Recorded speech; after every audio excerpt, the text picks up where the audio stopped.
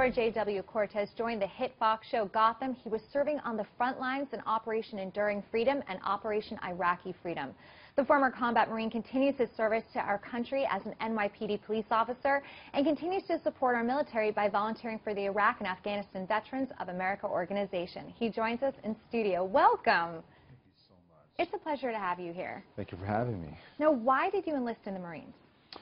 Well, the first hero I ever met was my dad, who served during Vietnam. He was drafted with the U.S. Army, so it was something I was very familiar with, and being a proud Puerto Rican man as he is, he's also equally as proud having served. So I knew about it, and at the time I really needed to separate myself from a really bad situation. I grew up in a really rough part of Brooklyn called Sunset Park, and so for me it was really a way out. And what I thought would be a momentary thing of only 4 years turned into nearly 13 years of service. And everything I learned in the Marine Corps has truly saved my life.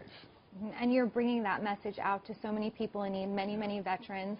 What was something that you really struggled with when you returned from serving in the wars? Like most veterans who struggle with their footing, right, when they come back into what we call the world, right, this civilian population. Being in the military, you're basically told everything to do, right, whether you're going to eat, whether you're going to shower, what operations you're going to conduct. Everything is pretty much laid out for you. So now you have to kind of think for yourself, and for some veterans who haven't done that in some time, it can be a little bit scary, which is kind of this amazing contradiction. You can go fight a war, but you can't really fill out a job application. So I understand that firsthand, because I came home and I wasn't sure what I was going to do with myself. Having led Marines in combat, I knew I could do that, but I just wasn't sure. And so what you find yourself doing is surrounding yourself with hopefully like-minded individuals who can say, hey man, it isn't as scary, we're going to figure this thing out together. Right, and not feel so alone in that process. Absolutely. And you made such an interesting transition from the military to Hollywood. Yeah. Obviously you're starring on a really popular series right now. How did that come about? Well, the dream began back in Sunset Park, Brooklyn. I used to sing on the subways, totally breaking the law, right?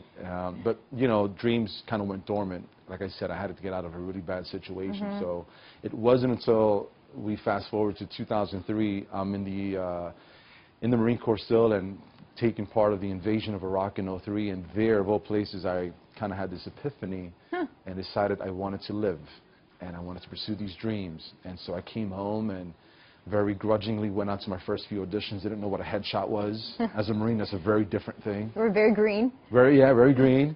And, you know, reluctantly, I don't know how to quit. The Marine Corps taught me never quit, never out of the fight. And so 10 years or so into this game of acting, I booked my first role, but, you know, many failed auditions. I trained as an actor here in New York. I would run from the precinct to my acting school. Nobody knew what I was doing. You chose really hard jobs, Marines, acting, and being an NYPD officer. How do you juggle your job as an actor and as a police officer? Well, working, you know, with the MTA PD has been really a blessing.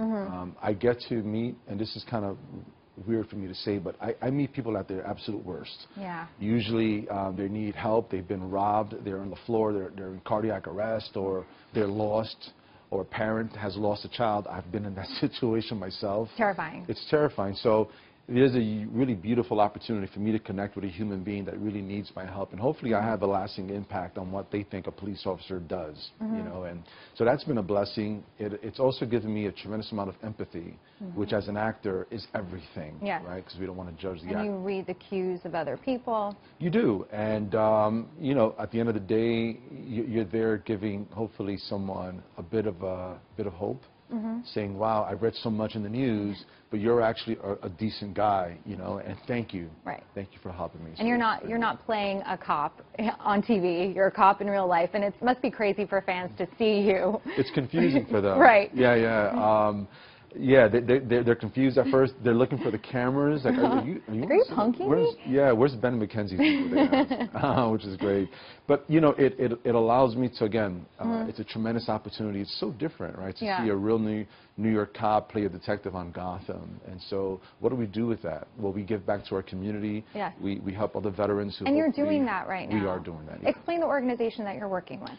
IAVA is a really terrific organization because they're my people, Iraq, Afghanistan veterans. So what we're doing is we're using that platform to give back to our veterans, not just to share the stories and the struggles that we're facing, but empower them. Yeah. So there's so many different organizations, programs within this organization that really does a terrific job of getting us together, sharing our stories, saying, hey, sister, what are you going through? What do you need help with? Well, I know a guy over here who just went through that. Right.